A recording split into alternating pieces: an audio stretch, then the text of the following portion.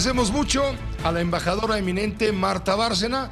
Ella fue representante diplomática de nuestro país ante el gobierno de los Estados Unidos, que usted sabe sostiene la relación más importante diplomáticamente hablando con México. Marta Bárcena fue nombrada por el presidente de la República nuestra embajadora y después, bueno, pues hace tiempo fue sustituida, fue reemplazada por Esteban Moctezuma.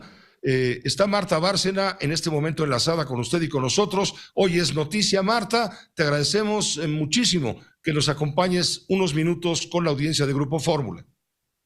Y yo te agradezco a ti, Pepe, por la invitación y al auditorio de Grupo Fórmula por escucharnos. ¿Qué está pasando, Marta? Dice Marcelo Ebrard que eres ingrata, rencorosa, mentirosa, obsesiva. ¿Se equivocó el presidente de la República al haberte nombrado nuestra embajadora en Washington en 2018?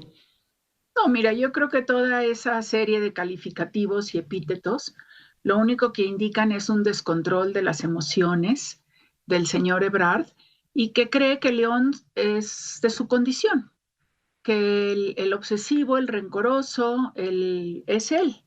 Yo no creo que el presidente López Obrador se haya equivocado, ni que yo me haya equivocado en aceptar ese cargo que es el más honroso del Servicio Exterior Mexicano. ¿Por qué no lo crees? A ver, dime. No lo creo porque el presidente López Obrador y yo conversamos muchísimo antes de que yo aceptara ese cargo. Él me había propuesto otras posiciones para las cuales yo en México, que les dije que no era mi especialidad y que yo prefería seguir en la carrera diplomática. Y él me dio dos instrucciones fundamentales. Tú lleva a cabo el proceso de ratificación del TEMEC. Jesús Seade va a estar haciendo la negociación de todo lo que son los protocolos modificatorios y por un lado y por otro trata de mantener el frente en paz porque yo necesito concentrarme en las prioridades internas de mi gobierno. Y eso fue lo que hice. Ahora, no era fácil mantener el frente en paz con un gobierno como el de la administración Trump. Fue una relación muy difícil y tuvo sinsabores graves para la diplomacia mexicana, pero sí, también tuvimos en medio al secretario de Relaciones Exteriores que no conoce precisamente la diplomacia, según me han dicho quienes pertenecen, como tú, al servicio exterior. Es decir, tú mismo, creo que León Krause te lo preguntó el otro día, que si, o tú le dijiste que Ebrard era como una especie de chivo en cristalería, como dijiste, un coyote en gallinero. Bueno, sí, pero no me referí ahí en eso, el coyote en el gallinero, que era el zorro en el gallinero, no me referí en ese momento a la falta de conocimiento de las prácticas diplomáticas, sino al hecho, y lo reconozco, que es un político extremadamente hábil y que dentro del gabinete es el que tiene pues mayor habilidad política y por lo tanto pues se come vivos a veces a otros miembros del gabinete. Entonces por eso dije que era como un coyote en el gallinero. Y efectivamente es un político muy hábil que seguramente, y lo hemos visto, ha negociado cuando fue jefe de gobierno y cuando ocupó la Secretaría de Seguridad Pública en el gobierno de López Obrador, en la jefatura de gobierno de López Obrador, pues negociaba con quien le ocupaba el Zócalo y negociaba con los ambulantes. Pero una cosa es ser hábil negociador a ese nivel y otra cosa es conocer las reglas de la negociación diplomática internacional. Y él las desconoce. En mi opinión, no las conoce a fondo. ¿Qué fue lo que pasó? A fondo los Estados Unidos. Claro, exacto. ¿Qué fue lo que pasó entonces en ese momento con los acuerdos migratorios, con este acuerdo que pone en evidencia en su libro Mike Pompeo, quien fue secretario de Estado en el gobierno de Donald Trump en una etapa, en fin, donde revela que en lo oscurito doblaron al gobierno de México con Ebrard a la cabeza? Mira, fueron dos negociaciones sobre el mismo tema migratorio, pero dos negociaciones que podemos decir separadas. No necesariamente hay una línea de continuidad. La primera negociación fue exactamente sobre el programa Quédate en México, que también se le conoció o se le cambió luego en Estados Unidos el nombre a Protocolos de Protección al Migrante para aparentar que se estaba protegiendo a los migrantes, lo cual no era cierto, ¿no? esa negociación fue la que Pompeo dice que acordó con Ebrard en noviembre del 2018. Y esa negociación es la que Pompeo dice, mantuvimos al margen a la embajadora designada porque ella se oponía al programa Quédate en México. Y no solo yo, Pepe, se oponían otros servidores públicos del área de migración. ¿Por qué? Porque sabíamos que iba a saturar las ciudades fronterizas y que iba a haber una violación de los derechos humanos de los migrantes y que los íbamos a volver más vulnerables a la explotación por parte de los traficantes ilícitos de personas. Eso es lo que dice Pompeo, que ese fue el acuerdo que Ebrard le pidió que no se hiciera público. Y a esa negociación es a la que yo me refiero y que digo que Pompeo está diciendo la verdad. Otra negociación tiene lugar meses después, que es cuando Trump amenaza con la imposición de aranceles a México si no disminuye la migración. Fíjate, si no disminuye la migración, ¿qué quiere decir? Que el programa Quédate en México no había sido lo exitoso que se esperaba. Y entonces esa es ya la negociación muy complicada en donde los americanos, los estadounidenses, vuelven a pedir que México firme un acuerdo de tercer país seguro, al que México siempre se opuso. Y el canciller aquí o vuelve a mentir o significa que no entendió las negociaciones. Y no sé qué es más grave. Porque él dice, la embajadora había aceptado el acuerdo de tercer país seguro antes de que yo llegara y por eso no le tuve confianza. A ver, ningún embajador de México profesional acepta nada si no tiene instrucciones de su gobierno. Y yo no tenía instrucciones del gobierno. Entonces, claro que yo no lo acepté. Segundo, dice, ¿lo aceptó a cambio de dinero? ¿O quería que lo aceptáramos a cambio de dinero porque venía de Turquía? Precisamente porque yo conocía muy bien Turquía y el acuerdo al que llegó Turquía con la Unión Europea, es por lo cual siempre me opuse al acuerdo de tercer país seguro. Y justamente A ver, negociaciones en la Casa exacto. Blanca. Tocas un punto clave, Marta Bárcena. Tú fuiste representante diplomática de México en Turquía, hoy Así país es, que está en la etapa de sufrimiento de toda índole. Tú así es. conoces muy bien el término. Turquía le abrió la puerta a refugiados sirios en su territorio. Estamos hablando de 3 y pico millones de sirios Así es. que vienen No solo huyendo de un. sirios, ¿eh? Había afganos, había todos, pero principalmente sirios, sí. Pero le dieron se gestionó que hubiera un dinero para que el gobierno de Turquía pudiera arropar a estos refugiados sirios.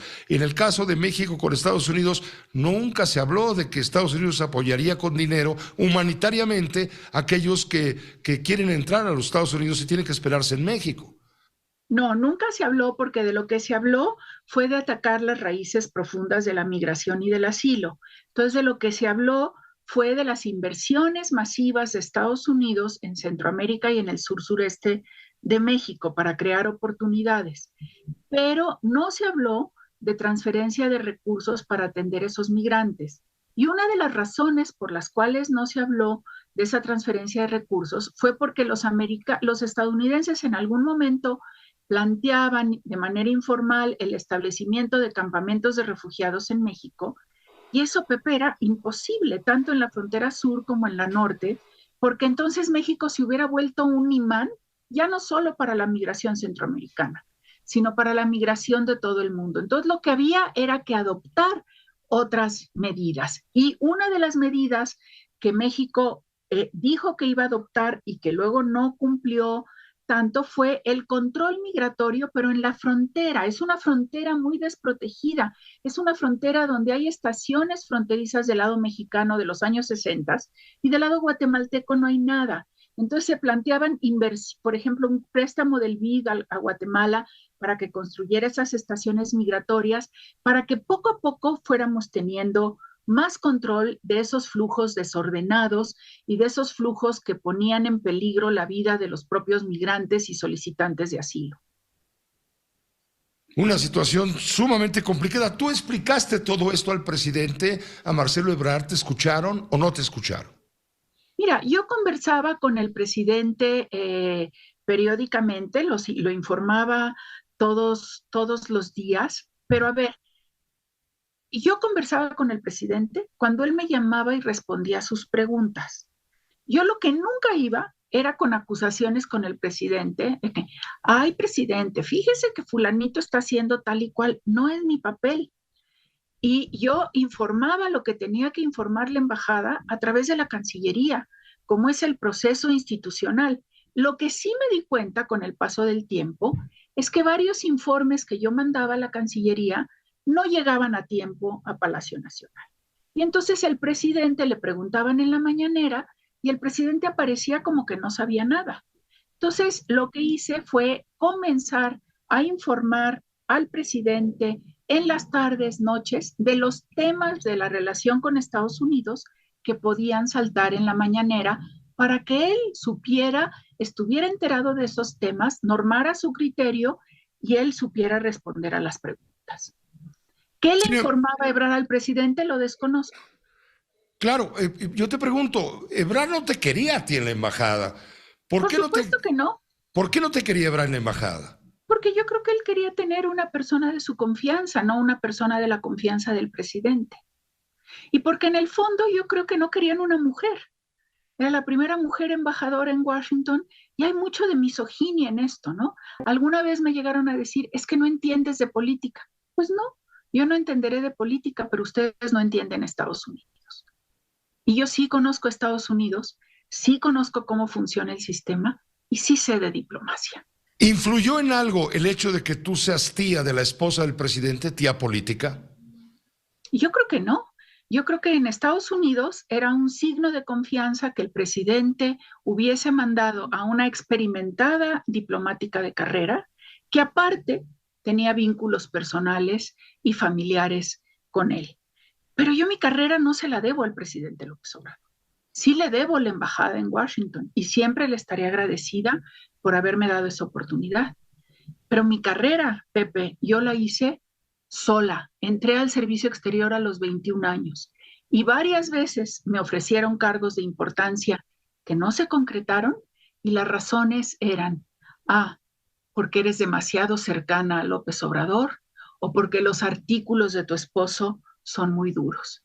Y yo siempre contesté, yo nunca voy a renegar de mis lazos amistosos y familiares con Beatriz Gutiérrez y Andrés Manuel, y nunca me voy a divorciar de mi marido por sus artículos.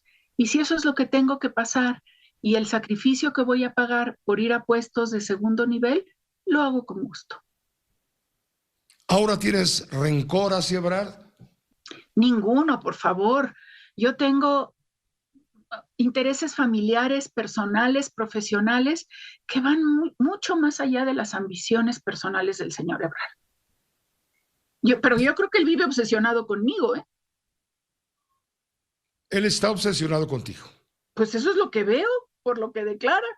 Todo el tiempo se acuerda. Ni le tengo ningún rencor, ¿eh? Te trae en la mente, todo el tiempo habla de ti. Pues eso es lo que veo. Entonces, ¿yo por qué hablo de él? Pues porque cuando me dicen, oiga, embajador, y me preguntan, ¿es cierto lo que escribió Pompeo? Pues sí, sí es cierto. Y cuando me preguntan de otras cosas, digo, tal, es cierto. Entonces, pero no es mi obsesión, Ebrard. Mi obsesión, sí, es México y es la política exterior. Porque la política exterior, a lo largo desde la revolución, bueno, desde antes de la Revolución Mexicana, desde el México independiente, ha sido uno de los grandes tesoros de este país y no tenemos derecho a destruirla. Y esos valores, esos principios del derecho internacional y de la política exterior son los que debemos respetar y no pueden estar sujetos a ningún interés de partido o intereses personales. No deben. Primero, los intereses del Estado mexicano y de los mexicanos. ¿Tú piensas, crees, y finalmente con ello concluyo, si me permites, Marta Bárcena, ¿tú crees que el gobierno de López Obrador, el gobierno de la 4T, está doblado ante Estados Unidos?